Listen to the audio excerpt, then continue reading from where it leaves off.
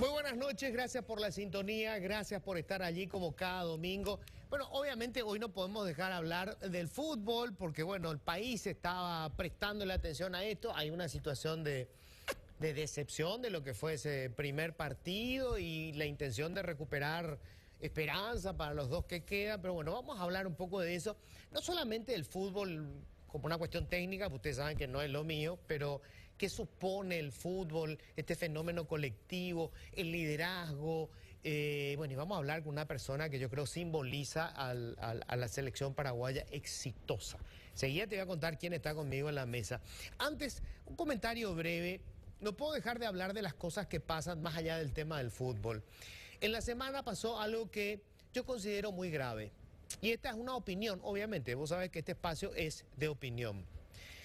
El fallo de la Corte Suprema de Justicia, rechazando el recurso de inconstitucionalidad que había planteado la senadora Katia González, para mí ella va a seguir siendo la senadora Katia González, fue realmente terrible.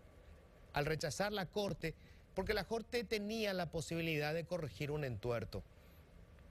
Lo que hicieron con la senadora Katia González realmente es bochornoso y es una señal de cómo cuando un sector controla todo el poder, fácilmente cae en el autoritarismo y en la imposibilidad de soportar siquiera la crítica. La única acusación que puede haber en contra de Katia González es que tenía un discurso que molestaba al oficialismo colorado. Katia González se convirtió en un incordio permanente para ellos, sobre todo porque no había nadie representante del oficialismo colorado en la Cámara de Senadores que tuviera el nivel intelectual como para poder defender a su sector o contrarrestar los discursos de Katia González. Entonces hubo una decisión en el quincho de sacarla. Se inventó cualquier disparate y terminaron destituyendo a una senadora que tuvo más de 100.000 votos. Sin tener estructura política, se convirtió en la tercera senadora o en la tercera persona en la Cámara Alta que consiguió la mayor cantidad de votos. Mucho más que el presidente del Congreso, por ejemplo, Bachi Núñez. Mucho más que la mayoría de los integrantes del oficialismo colorado. Tomaron la decisión de sacarla porque el discurso era molesto. Fíjense que ni siquiera suponía un problema político desde el punto de vista de que se obstruyeran los proyectos que tiene el gobierno de turno, porque era solamente un voto. Además, ellos tienen garantizada la mayoría en ambas cámaras. La molestia era el discurso y además el deseo de vendetta de algunos que, por ejemplo, como el vicepresidente de la República, Pedro Aliana, que le atribuía haber filtrado a la prensa el tema de los Nepo Babies. ¿Te acordarás? Entre los que aparecían en la lista de los Nepo Babies estaba la hija del vicepresidente de la República, Pedro Aliana. Lo terrible es que estas cuestiones viscerales que molestaban a los que estaban en el poder, Horacio Cartes, Calega Laverna, Pedro Aliana, pudiera convertirse en algo absolutamente disruptivo en un proceso democrático como tumbar a un legislador que tuvo más de 100.000 votos. Y que después la Corte Suprema de Justicia, que podía corregir este entuerto, termina formando parte del bochornoso espectáculo. Esta situación de Katia González va a llegar a instancias internacionales. Va a ir ante la Corte Interamericana de Derechos Humanos y el fallo va a ser condenatorio para el Estado paraguayo. O sea, yo hoy les puedo asegurar que el fallo va a ser favorable a Katia González, porque todos saben en este país que eso fue absolutamente inconstitucional e ilegal. Fue una cuestión visceral y antojadiza de un grupo de pelotudos que en un quincho decidieron que esta mujer era demasiado irritante. Y eso es terrible. Fue un golpe durísimo al proceso democrático que queremos construir. Y esta vez hay miembros de la Corte que yo suponía eran honorables que fueron cómplices. Terrible. Bienvenidos, esto es Políticamente Incorrecto. Siempre digo lo Bueno, y dos cosas que nos apasionan, fútbol y política. Y qué mejor que una persona que está aunando esas dos cuestiones, José Luis Chilaver. ¿Qué tal, José Luis? ¿Cómo estás? Un placer estar contigo, Luis. Bueno, gracias por venir. No, por favor, un privilegio. Tenemos que hablar necesariamente primero de fútbol. ¿Qué nos pasó, José Luis? ¿Por qué vos esperabas que tuviéramos una paliza como esta para arrancar en el Mundial?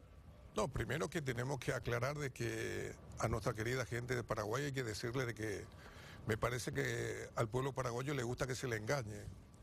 ¿Por qué te digo esto? Porque nosotros clasificamos donde hay 10 países, clasificamos esto.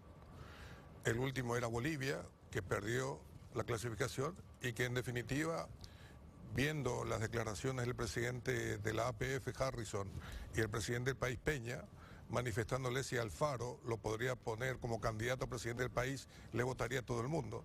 Yo creo que es una falta de respeto, es una aberración lo que han cometido, y a la vez te sumo la despedida de jugar contra Nicaragua. Era factible que Paraguay golee, entonces se le engaña a la gente.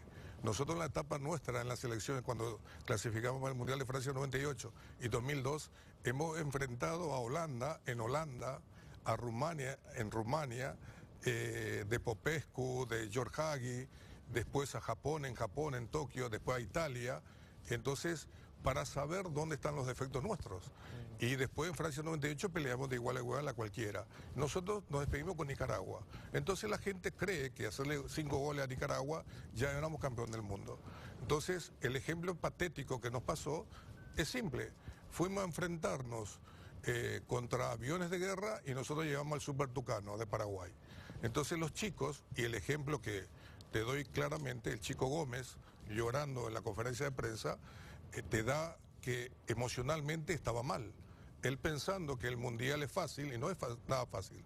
Por eso, mirándole a la cámara, yo me siento orgulloso de pertenecer a una generación de que tuvimos ese Francia 98-2002 de pelearle de igual a cualquiera.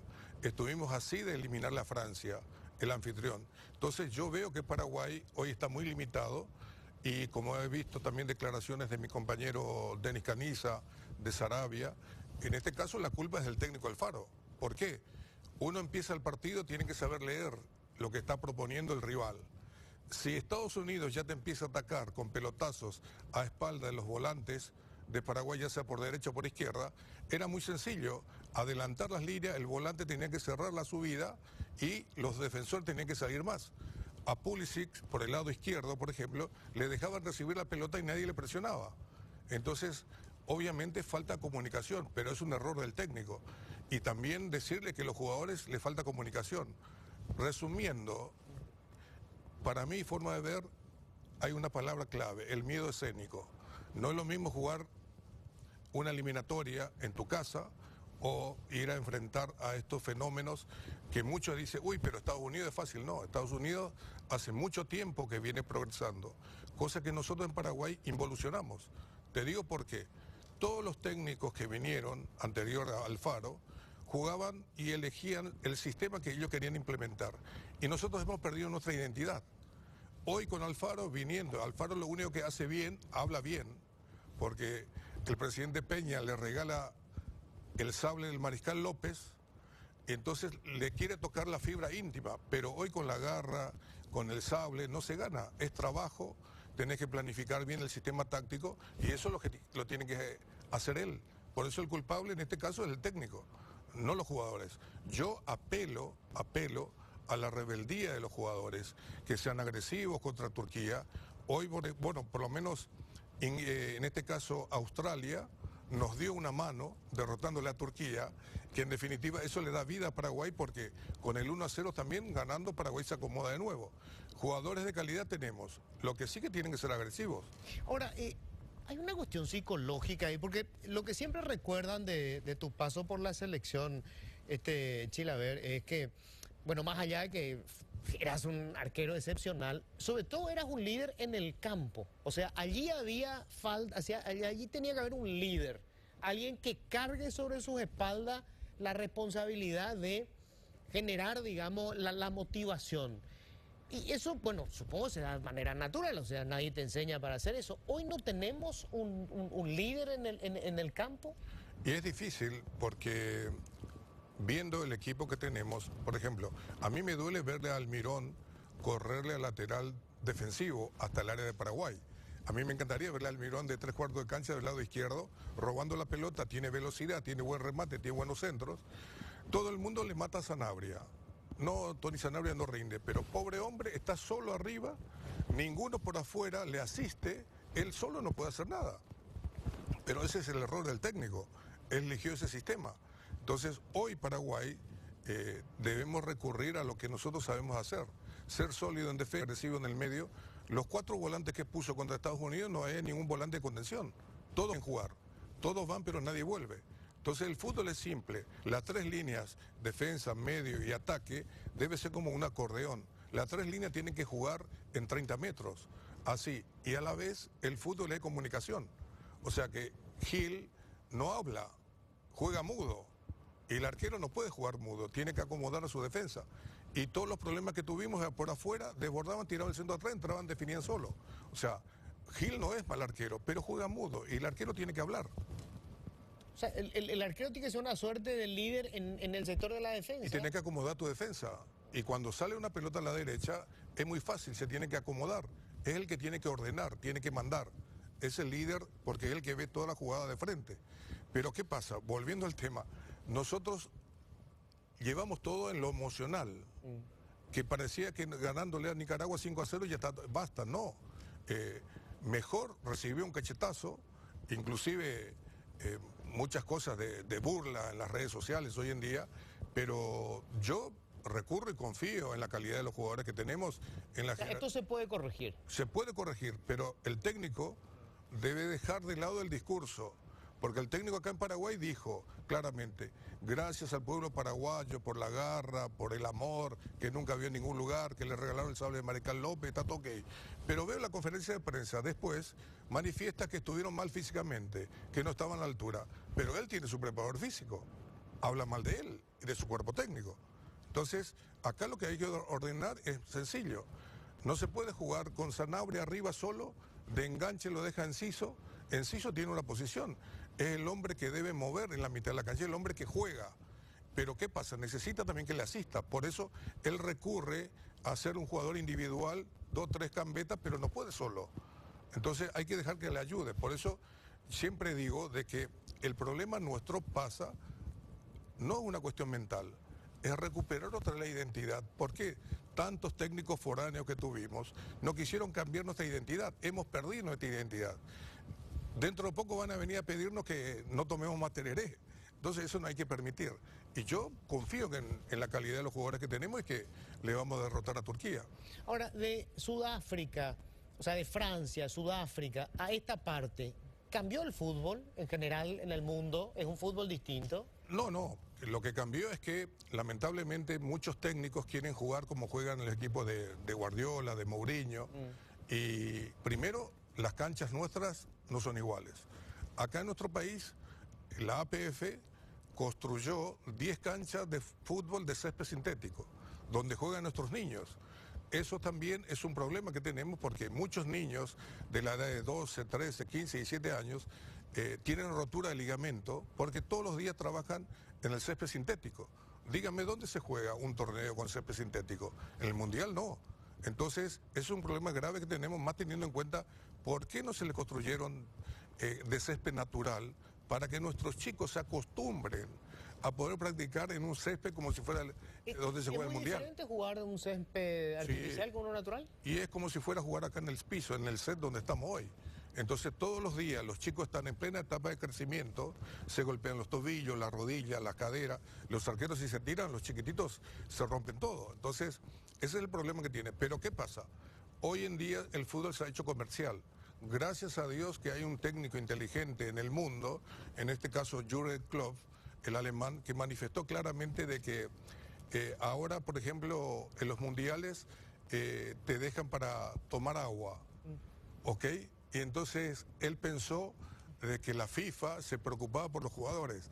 No, cuando más se para, más comercial, más dinero entra en publicidad. Entonces nadie se preocupa por el jugador. Es todo negocio lo que le importa. Entonces se está perdiendo porque la gente paga sus entradas para ver a sus ídolos, no para ver a los grandes dirigentes que están ahí en los palcos.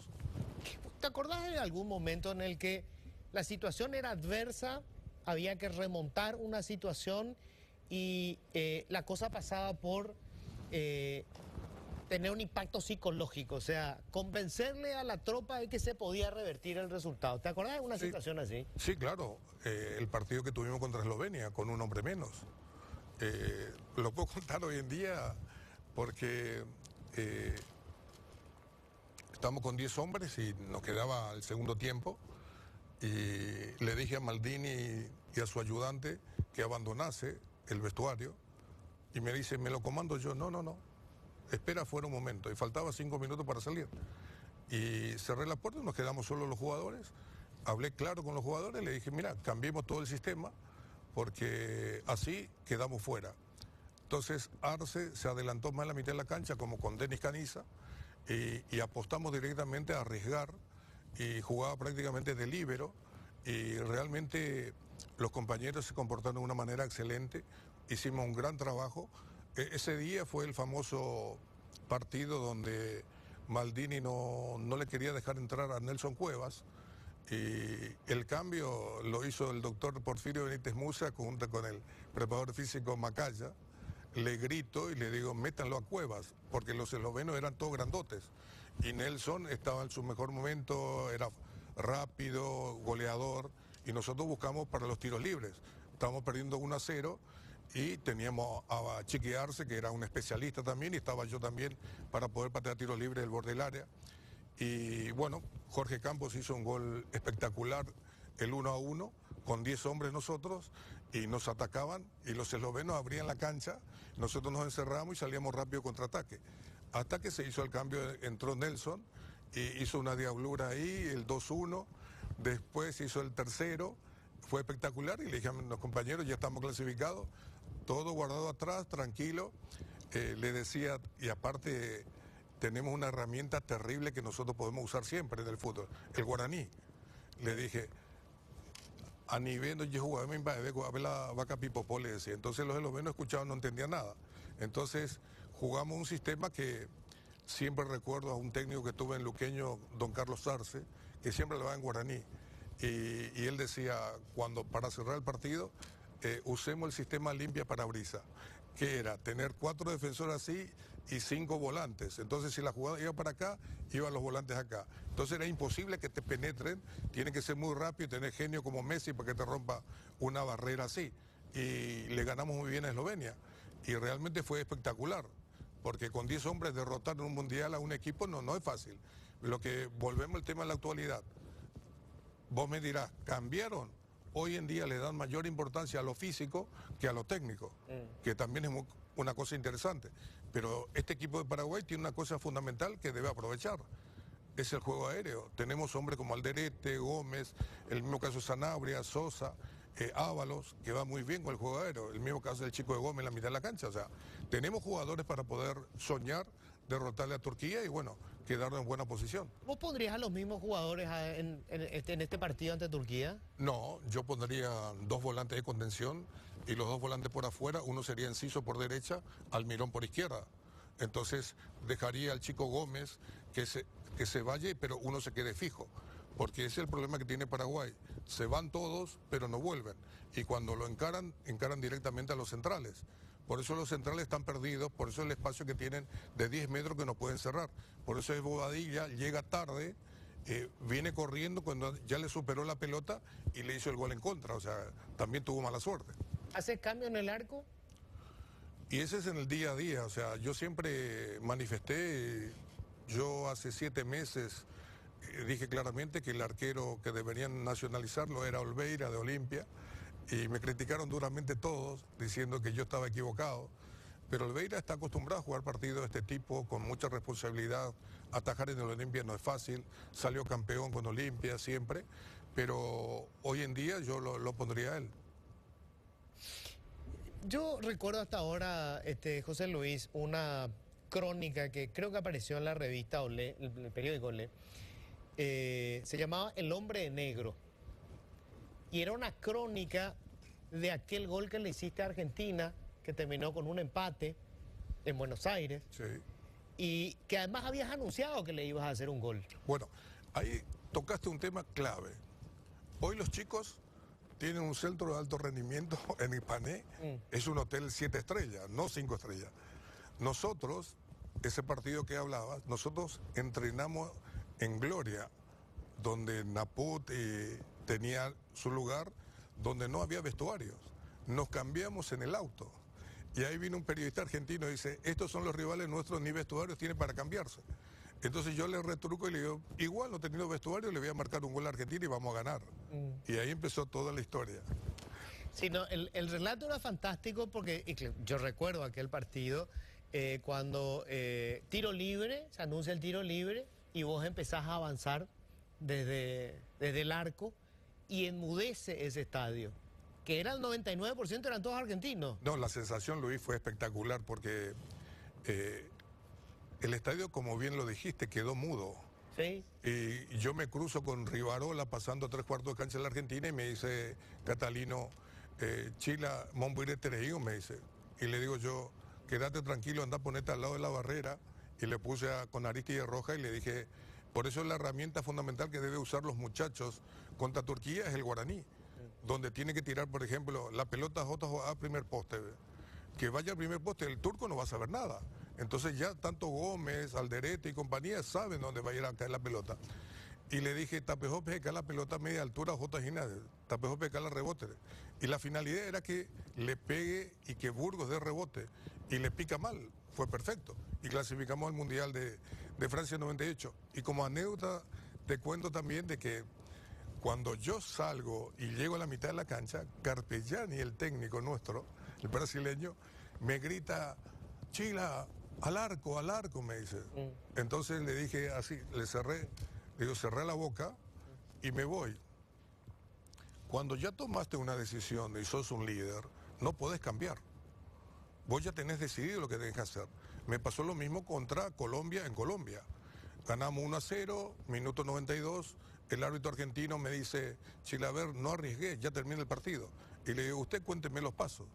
Yo sabía muy bien de que en Colombia, en Bogotá, hay altura, había llovido, cancha mojada, y Córdoba me ponen 3 hombres en la barrera, muy lejos. Pero si yo le pegaba fuerte por afuera de la barrera y le pica antes, es gol. Bueno, salió perfecto, a tal punto que me viene y me abraza mi gran amigo, aprovecho para enviarle un gran abrazo a Tanis Truway, que me dice, sos un hijo, es su madre, me dice, el gol que hiciste. Me dice, Emonguiriripaco, colombiano, me dice. Entonces, el guaraní es la herramienta que deben usar los jugadores porque ellos, sin lugar a dudas, van a lograr y donde va a caer una pelota, ya sabe ese jugador paraguayo que tiene que ir a buscar ahí. Es una herramienta que te hace ganar partidos. Ahora, ¿cómo haces para endurecer la piel? Porque en aquel partido, o sea, cuando vos anunciás, yo le voy a hacer un gol, y si todos estaban esperando eso, y cuando vos empezás a avanzar y enmudece el estadio, la presión era brutal. No era solamente la gente del estadio, éramos todos los paraguayos que estábamos viendo. ¿Cómo hace para procesar esa presión que yo supongo que un poco le estará jodiendo también a nuestros jugadores ahora en el Mundial? No, claro, yo por eso di una nota en otros medios y le dije que la mochila que ellos tienen lo tienen que dejar en Paraguay. Ellos tienen que divertirse, jugar bien concentrado, nada más. Son todos jugadores de calidad. Ellos tienen que liberarse. Para eso es muy importante también el rol del técnico, el preparador físico, para que hablen. A mí me encantaba conversar con mis compañeros, hablar, tomar tereré con ellos. El tereré también ayuda muchísimo. Hay muchos que no pueden dormir un día antes del partido. Es importante ir a hablar con él y hacerle entender de que el partido se gana cuando empieza a rodar la pelota y se juega. No hay que jugar antes, porque si no uno se desgasta psicológicamente también. ¿Cuál fue el partido más difícil de tu vida? Tuve muchos, pero con la selección lo que más me dolió siempre fue la de Francia, Francia 98. Nosotros llegamos a Francia 98 y la gente nos preguntaban de dónde éramos, no nos conocía. Yo decía de Paraguay, algunos decían no, pero Uruguay. Le digo, no, Paraguay, nosotros estamos en el centro de América del Sur. Y gracias a ese grupo de hombres maravillosos que tuve como compañeros en la ciudad de Clapier, que es una ciudad que está a 10 kilómetros de la ciudad de Montpellier, donde estamos nosotros ahí alojados, hay una calle que se llama Rúa Paraguay 98. El alcalde de la ciudad nos puso el nombre en homenaje a ese equipo maravilloso que tuvimos Francia 98. Y todas las personas que viven, en ese momento que vivían en Clapier, el día que nos vamos al estadio para jugar contra Francia, estaban todos pintados de Paraguay. Y quería que Paraguay le gane a Francia, a su propio país.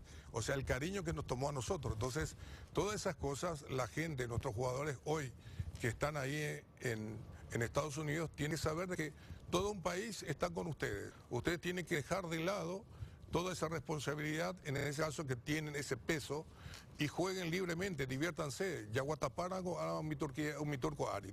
Vengo a jugar por una vez y cuera la vaca pipopo. Anipe que ya te hiciera. Jala o jugar por niente, ya ves, hay esa fuerza que tiene el futbolista paraguayo. O sea que no tenemos que darlo nosotros. Nosotros únicamente jugamos al fútbol. Pero lo lindo es eso, apelo a la rebeldía del futbolista paraguayo y sé la capacidad que tienen. Viste que vos siempre tuviste una imagen de duro, de recio, pero alguna vez después de un partido te echaste a llorar. Lloré en el vestuario, Claro. después de la eliminación contra Francia, a tal punto que ese famoso gol de oro yo me caigo y me paso la mano y del piso miro en los costados y le veo a todos los compañeros tirados como si fuera Una batalla. una batalla terrible. Entonces yo dije, Paraguay no puede dar esta imagen, Paraguay dio todo. Entonces me fui, le levanté a cada uno de ellos, a Arce, Celso Ayala, Acuña, y le dije que me sentía orgulloso de tener compañeros como ustedes, porque hemos dado todo y la fortuna estuvo del lado de Francia. Nosotros estuvimos muy cerca. El error que tuvimos ese partido fue el técnico nuestro, Pablo César Carpellani, no le metió a Catalino Rivarola, porque Carlos Gamarra tenía el hombro por fuera, el hombro derecho. Si él quemaba, hacía el cambio, en Rivarola, Carlos obviamente tenía que ya saltar contra Trezeguet y tenía el hombro por fuera y no quiso ya chocar. Y Trezeguet le baja a Lore Blanc, que me fusila y le hace el gol. Pero yo sí digo, las cosas por las cosas, tampoco tenemos que dramatizar mucho. Es deporte, le tocó ganar a Francia. Hasta hoy día los franceses dicen que el peor partido que tuvieron, después fueron campeones, obviamente. Sí, Y claro. que lo lindo es que yo miro ese día, los franceses se iban del estadio y no querían ver los penales. O sea que yo me siento siempre orgulloso de todo lo que estuvimos, dimos todo, y ese debe ser el orgullo de todos nosotros. Por eso apelo a la rebeldía de los muchachos en Paraguay para derrotarle a Turquía. ¿Por qué dejar el fútbol y meterte en política, José Luis? Buena pregunta. Para mí es un desafío. O sea, la vez pasada que me presenté como candidato a presidente era para investigar cómo es el manejo interno de la política paraguaya, porque uno desde afuera no puede generar ninguna transformación, estando únicamente adentro y preocupándose. Y ahora me meto de lleno como candidato a intendente en Luque, en mi querida ciudad de Luque, porque yo creo que como luqueño es tratar de devolverle en algo lo que me dio, porque yo empecé en el Sportivo Luqueño, conozco los problemas que tiene Luque y fundamentalmente creo que a nuestra gente hay que enseñarle cómo se puede hacer política sin dinero, o sea, normal y hablándole. Y hoy en día llegar a los vecinos, eso es bueno, en lo humano. ¿Y qué te dice la gente hoy en día en Luque? Los mismos problemas que tenía cuando yo me iba a estudiar, cuando venía a Asunción, hoy en día lo estoy teniendo, padeciendo el tema de transporte, por ejemplo. Yo me levantaba con mi padre o mi hermano mayor, Julio César, y tomar 4:30 de la mañana el micro en Curva Romero para estudiar en Asunción. Hoy en día tenemos el mismo problema, pero hoy en día empieza el tema, te piden la solución a la inseguridad, después el otro punto, los caminos rurales, aledaños que llueve un poco y está todo inundado. Después yo veo que gracias al fútbol, en 25 años de fútbol que tengo, y conocer muchos países gracias al fútbol, tengo muchos amigos, ya sea en China, en Japón, en Corea, en Francia, en España, que me quieren ayudar. O sea, a mí me encantaría, por ejemplo, el hospital de Luque, tenga el tomógrafo, resonadores, como un hospital de primer mundo. Que la gente vaya y le atiendan bien los médicos. Los médicos son los primeros que, yo siempre digo, son los mejores ejemplos, nuestros héroes, que en el día a día tienen que hacer supervivencia, como la tiene nuestra gente. Muchos están mal pagos. Entonces, sueño tener un hospital modelo en Luque. Luque en 5 años se convierte en la primera ciudad de Paraguay. Y me gustaría que se modernice y fundamentalmente devolverle en algo a mi ciudad. Tengo 60 años, así que, pero siempre le digo a la gente en todas las reuniones que tenemos en los barrios, todo eso, el cambio lo tienen que generar ellos. Si ellos están acostumbrados ya a vivir y quieren seguir viviendo en un ambiente corrupto, perverso, donde, te pongo como ejemplo, un niño de clase humilde y también que sale con su mamá a la mañana, va a la escuela y camina por el asfalto, no camina por la vereda, porque no tiene vereda. Ese chico crece ya acostumbrado que no existe vereda y tenemos que acostumbrarlo que existe vereda, ¿entendés? Entonces, esas cosas, esas transformaciones me llevan a la política, por lo menos tratar de ayudar. Yo siempre le digo de que hay que terminar con el prebendarismo, hay que terminar con, yo digo, la corrupción que impera. Nuestra gente despedía a Paraguay contra Nicaragua. Fuegos artificiales por todos lados, lleno de gente en el aeropuerto. Mientras eso, nuestro presidente y su gente querían vender la energía barata justamente a una empresa inglesa, en este caso liderado por Spalding, una energía barata a un precio mucho menor de lo que pagamos nosotros. Entonces, voy a luchar siempre contra los legionarios que quieren seguir vendiendo en nuestro país. ¿Cuál es tu opinión de el gobierno de Peña? De lo peor que hemos tenido. ¿Por qué? Porque mucha gente que han entrado con él se han enriquecido.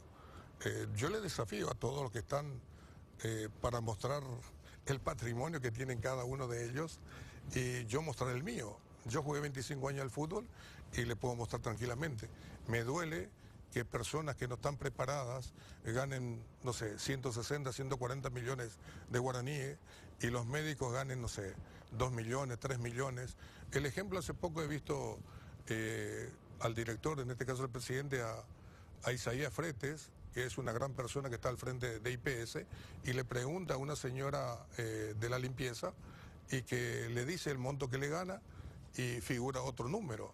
Entonces, todas esas cosas, esas aberraciones que se le hacen siempre más humilde, siempre la gente va a tener en mí. Voy a luchar siempre.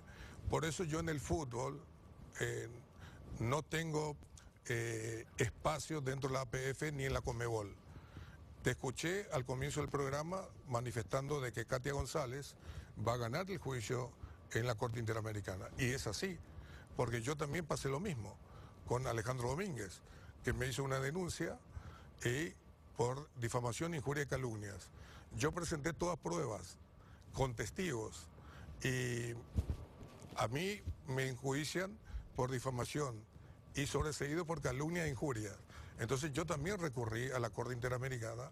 ¿Por qué? De los derechos humanos, porque a mí me cercenaron mis derechos. Lo que quieren es callarnos, lo mismo que le hicieron con Katia en el fútbol. Pero si yo, siendo José Luis Chilaver, 4 veces elegido el mejor del planeta, 6 veces el mejor de América, gané todo en mi vida, me faltó solamente ganar una Copa del Mundo con Paraguay, no puedo denunciar las cosas mal hechas en Paraguay, estamos mal. Y por eso también me quiero meter en la política. Ya estoy metido porque mi alianza en Luque se llama Luqueños Unidos. Está conformado por Cruzada Nacional, yo creo, Patria Querida, de Paraguay Puajuná, Unámonos. O sea, nosotros somos el único partido que le prometemos transparencia, no estamos contaminados y fundamentalmente una cosa muy interesante. En Luque la gente debe saber que está la Conmebol, está la APF y está el Comité Olímpico Paraguayo. ¿Sabes, Luis? Ninguno de los 3 paga impuestos en Luque. ¿Por qué una persona humilde, o sea, de una familia humilde, paga? Y las entidades que más recaudan son sin fines de lucro, no pagan impuestos. O sea, también quiero hacerle una denuncia y nuestra gente tiene que saber. Me preguntaste por Santiago Peña, su gobierno. Él sacó un decreto hace creo que 7, 8 meses de que todos los eventos deportivos de tinte internacional en Paraguay no pagan impuestos. Vinieron Congreso de FIFA, beneficiado Conmebol. Vino el Rally, beneficiado el Touring. Después vino la final sudamericana, beneficiado Conmebol. Después vinieron las Olimpiadas, el Comité Olímpico. Entonces, ¿qué ocurre? ¿Por qué las personas pagan y son entidades sin fines de lucro que en definitiva le benefician a esas entidades y todo terminan en Bueno Bank? Entonces, nunca vamos a cambiar si las cosas no se hacen bien, pero la clave está de que lamentablemente la Corte Suprema de Justicia en Paraguay debería implementar justicia. No tenemos justicia en Paraguay. Dijiste, se maneja todo el quincho. Acá maneja todo Horacio Cartes. Y mucha gente se molesta. Yo le digo directamente a él también que debería hablarles a sus lacayos que se acuerden de la gente, que nuestra gente pasa hambre y que en definitiva Paraguay no es Disney como Peña presenta a Paraguay a nivel internacional. Después vienen los extranjeros acá, invierten. Me lo dicen a mí. Por eso hay muchas empresas que vienen y muchos están yendo de Paraguay porque no es la realidad en lo que se vive. ¿De qué vive hoy José Luis Chilaver? Obviamente hiciste mucho dinero en el fútbol, además te convertiste en una marca.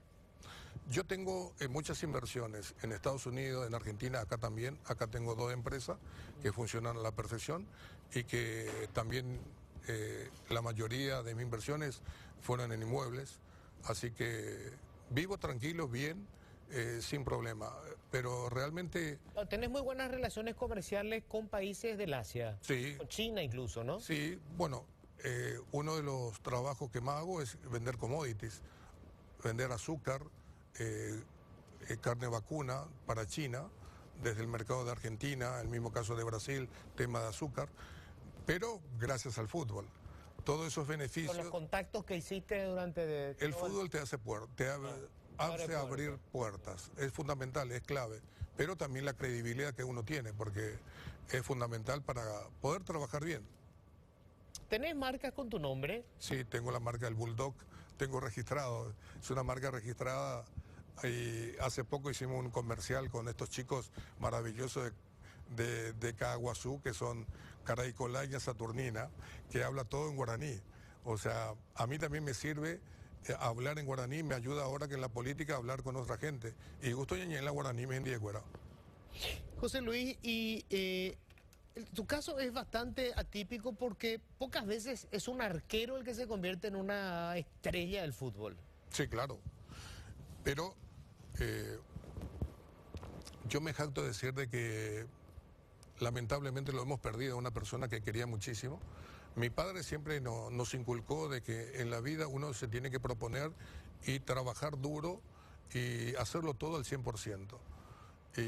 Y una vez una persona que para mí sigue viva, lo hemos perdido, a don Augusto Roa Bastos. Fue amigo mío, o sea, yo digo fue porque en definitiva me dijo, usted es un paraguayo diferente, me dijo un día. Y le digo, ¿por qué? ¿Y por qué hizo ese gesto conmigo?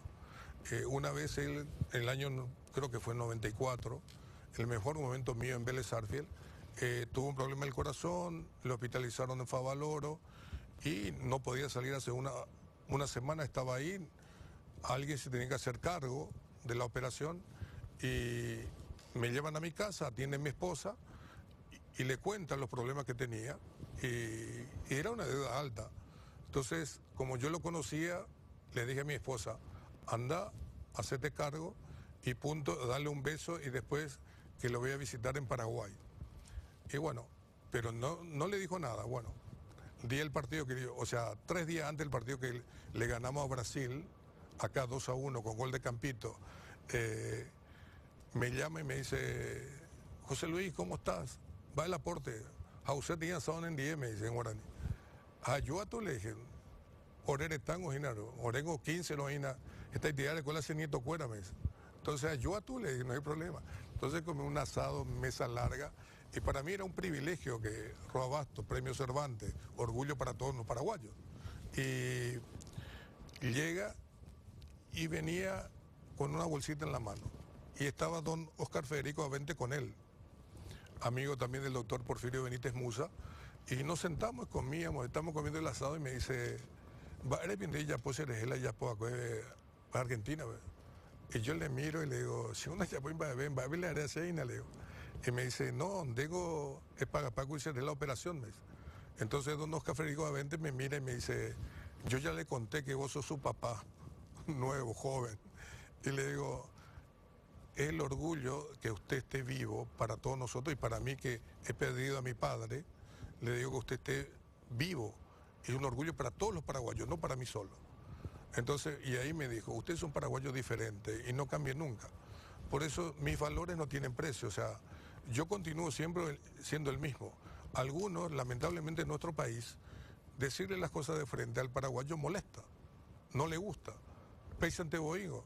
Y hoy en día han normalizado, por ejemplo, tenemos políticos corruptos y están tomando tereré y dicen, hago un mondacuay, y vale, tipo, un mondacuay. O sea, te está robando el futuro de tus hijos y vos le vas a decir un mondacuay. Entonces yo digo, todo lo que genera Itaipú, lo que genera Yacyretá, lo que genera Acaray, Paraguay es un país rico.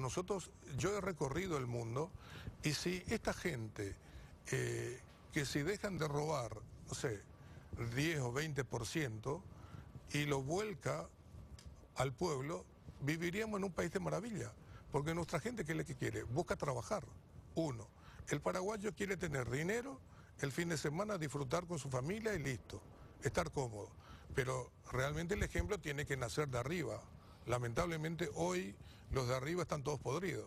Yo por eso renuncié al Partido Colorado cuando me metí en la política, porque esta gente a mí realmente no me representa. José Luis, bueno, te vas a jugar ahora un partido en octubre, las elecciones municipales en Luque. Sí, en octubre, el 4 de octubre. Yo estoy muy contento porque llegué a un acuerdo con Belén Maldonado, que todo el mundo la conoce cuando le enfrentó al presidente, cuando le criticó esta, no sé si llamarla autopista, puente que quieren hacer, porque en definitiva ese genera muchos problemas.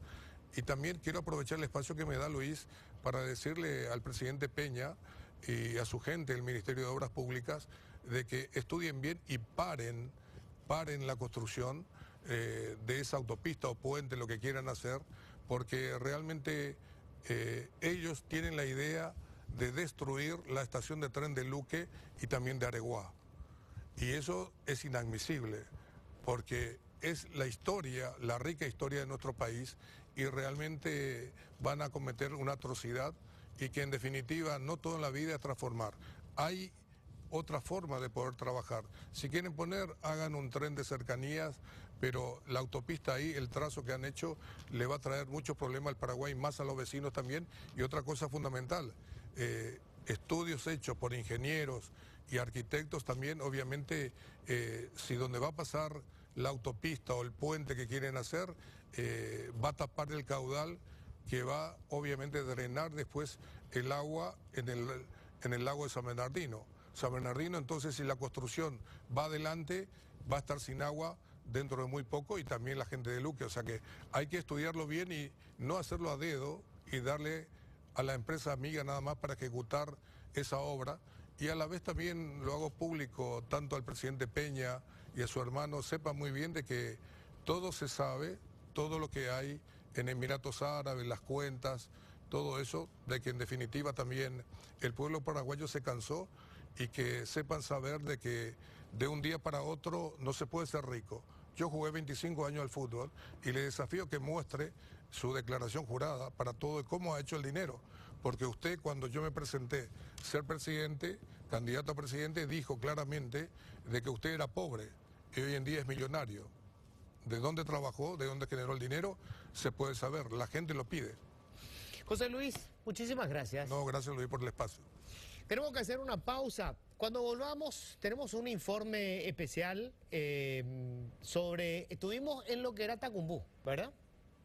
¿Qué pasó de lo que era Tacumbú? Te vamos a mostrar enseguida. Hola Iván, ¿cómo estás? Hola Luis, muy bien, buenas noches. Hoy para traer un material especial, volvimos a ingresar a Tacumbú. Después de aproximadamente 10 años, equipos periodísticos no lo podían hacer. Increíble, ¿no? Salvo que Armando Javier Rotela lo autorice. El segundo portón no se podía pasar. ahí las autoridades ya te decían, aquí es bajo tu responsabilidad, Sí. porque ni siquiera ellos podían hacerlo. Decidimos entrar al hoy Centro Nacional de Prevenidos, que está pasando por una etapa de remodelación. Ustedes van a ver a presos trabajando dentro de la cárcel en obras, porque Tacumbú está siendo reconstruida y todavía unos 400 deben ser sacados para que estén solamente ya presos sin condena y sea una cárcel de prevenidos. Qué notable, che. Bueno, vamos a este recorrido entonces con el amigo Iván. Eso que era Tacumbú, en su momento, recuerden, fue considerada una de las 3 peores cárceles del planeta. De Una las más peligrosas. De las más peligrosas en el planeta. Bueno, hoy Tacumbú es esto.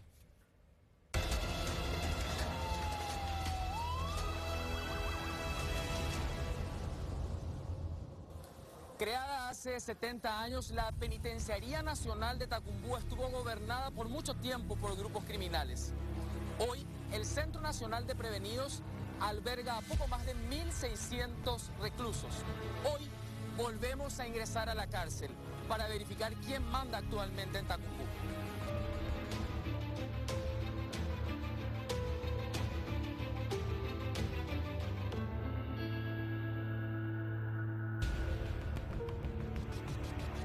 En octubre del 2023, la crisis en Tacumbú llegaba a su pico, con un amotinamiento y un incendio generado por los propios reclusos, sin que las autoridades pudieran tomar el control. El propio director del penal fue tomado de rehén y desde la celda 42 del pabellón D, Armando Javier Rotela reinaba, controlando a toda la población penitenciaria y a su grupo criminal que opera en toda Asunción y el departamento central. En diciembre de ese año llegaría Veneratio, el operativo con el que el gobierno buscaba retomar el control de la cárcel. El objetivo era capturar a Rotela dentro del mismo penal en el que tenía su búnker y retirar de Tacumbú a los soldados más peligrosos de su clan. Un policía, el suboficial Martín Mendoza y 11 reclusos murieron durante aquel operativo. Hoy, más de 2 años después, Cristian David, un recluso del penal, accedió a contar lo que recuerda de Veneratio. La verdad que pasó muchísimas cosas. Muchas cosas ocurrió ese día. Muchas personas fallecieron y hubo sarampión y la verdad que era una cosa que pasó y que tenía que pasar. Y era tarde o temprano. Y eso. ¿Tuviste miedo? La verdad que sí, la verdad que no puedo decir porque por mi valentía que hoy día estoy vivo, sino es por la misericordia de Dios. Gracias a Dios hoy día puedo contar esa historia porque hay mucha gente que no pudieron contar. Había todo ley, había muchas cosas eran. Cosas que en ese tiempo los guardias no mandaban, los internos eran los que mandaban. ¿Quién mandaba? Y los internos. Y tenían sus propias leyes. Y había la ley, no sé decirte quién ni no, pero los internos no. Los reclusos que hoy siguen en Tacumbú recuerdan aquella época como una pesadilla. Dicen, debían dormir con un ojo abierto por miedo a que les arrebaten algo más que la libertad que habían perdido. Y era difícil en aquel tiempo, muchas cosas más las pasaba y muchas cosas pasé, muchísimos motines, también las muertes que hubo, obvio. La verdad era que yo no me metía con ellos, yo tengo de profesión carpintero y me dedicaba a eso, netamente a eso. Y no me metía con ellos, ellos hacían lo que querían y yo no me metía nomás con ellos y gracias a Dios, tranquilo, pasé todo eso. ¿Cuánto te falta para recuperar tu libertad, Odilon? Si Dios permite, estamos en el proceso de pedir ahora para que se me dé una clase de beneficios, ya es el tiempo. Odilon cumple actualmente una condena a causa de errores que cometió por descuidar su salud mental, como él mismo lo reconoce. Y lastimosamente le hice daño a una persona, ¿verdad? Tiempos aquellos yo tenía en cuenta que la psicología, ir a consultar al psicólogo, en mi ignorancia pensaba que era estar loco, ¿verdad? Y nunca fui a consultar afuera, entonces tenía traumas, problemas que aquí en la penitenciaría la verdad que lo superé con psicólogos, psiquiatras que me han ayudado. José Fernández está por cumplir 9 años de reclusión en Tacumbú. Pasamos momentos difíciles, no negamos, pasamos tormenta casi todos los días, ¿verdad? Pero yo nunca me he enredado de ellos, siempre me he apartado yo, digo mi trabajo El grupo criminal que dominaba el penal tenía sus propias leyes. A los reos les sigue costando hablar del tema. Tuve miedo, tuve amenaza, tuve todo pasamos un momento difícil. Es difícil de hablar mucho de esto, ¿verdad? Se conocen, los perros se conocen todo. La cárcel tiene su código, y ese código siempre hay que respetar. Estando adentro es difícil eso. Hay momentos que le da ganas de llorar mucho. A veces no dormís. Pero pasó eso, pasó para mejor. Famoso se le dice en guaraní, como antes de cabeza, ¿verdad? Ese es el código de los perros, ahí se habla hablando esto, y de ahí empieza el problema y eso. Vos tenés que tener cuidado de eso. Pero yo nunca me he metido en esa cosa, ¿verdad? Siempre trato de salir, zafar de eso. A José se le quiebra la voz al recordar lo que lo llevó a estar preso. ¿Podemos saber por qué está acá? Sí, hay cosas que sí se puede, sí, hay problemas de pareja, de eso. Es un problema, es difícil de explicar todo, o sea. Sí. ¿Estás arrepentido? Arrepentido sí, por un lado sí, arrepentido que no he acatado de la orden de mi padre. En un momento me dijo que saliera de ahí y no le escuché. ¿Y dónde estoy ahora? Pero estoy bien, estoy mejor, estoy fuerte, tengo todavía la esperanza de salir a trabajar otra vez de nuevo. Hoy, Tacumbú pasa por un proceso de remodelación integral, con obras ejecutadas por una constructora que contrata a los propios reos. Ellos también deben cocinar y aprender a convivir. Hoy cenamos fideo con chancho, guiso. ¿Ustedes lo preparan? Sí, nosotros. ¿Vení?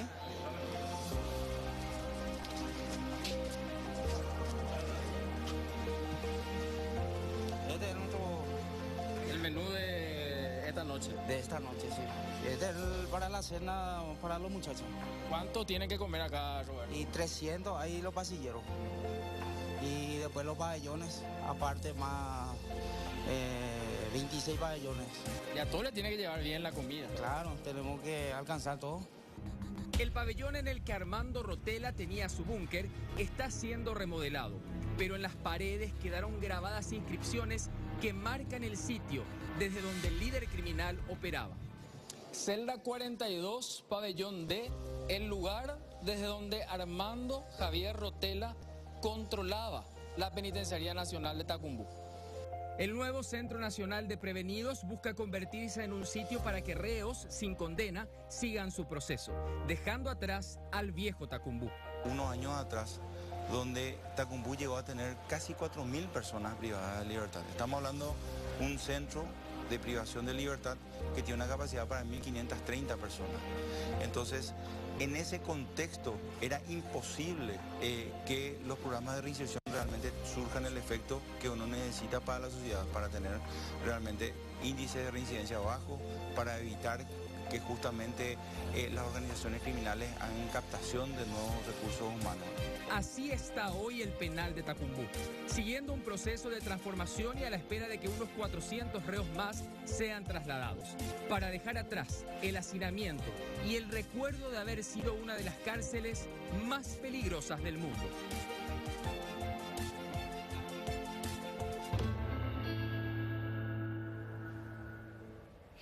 Bueno, estuviste hasta que se puso el sol, por lo que vi. Sí, estuvimos toda una jornada acompañando a los presos, ingresamos a lo que es la cocina, en donde ellos mismos se organizan para cocinar en grupo, y como es un beneficio poder tener un grupo y trabajar ahí, tienen una consigna grupal, que no se robe la carne, porque es muy común que pase eso en el penal de Tacumbú, y si desaparece 1 kilo de carne, todo el grupo pasa nuevamente a ser un reo normal sin tener el beneficio de poder trabajar en la cocina, por ejemplo. Uno de los códigos que se tienen en Tacumbú hoy, en donde intentan recomponer la convivencia después de que en algún momento hayan estado 4.000 reclusos dirigidos por Rotella.